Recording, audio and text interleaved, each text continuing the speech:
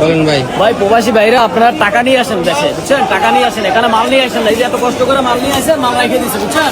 মাল নিয়ে আসেন না, এত কষ্ট টাকা দিয়ে মাল সব রেখে দিচ্ছে খুলে, বুঝছেন? আমি লাকি পাইতেছি, 2 ঘন্টা ধরে ঘুরতেছি। এই যে বড় ভাই কি হারাইছে, আপনি কি পান না? লাল ভাইরা ওই যে ভাইয়ের আমার দুইটা একটা আমার লেগে স্কাইটা যা আসলো সামান ভিতরে এই দোয়াতে সামান নিয়ে গেছে মনে করেন।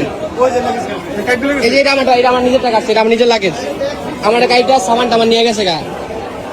প্রত্যেকটা মানুষ এরকম হারায়নি, প্রত্যেকটা মানুষ। একটা মানুষ নেই, দেখেন না কতগুলা মানুষ ব্যাগ হারাইলে একজন হারাইবো। প্রত্যেকটা মানুষের ব্যাগ হারাইছে, দেখেন অধিকাংশ মানুষের লাগেজ খুলছে। এটা সম্ভব কোনোভাবে?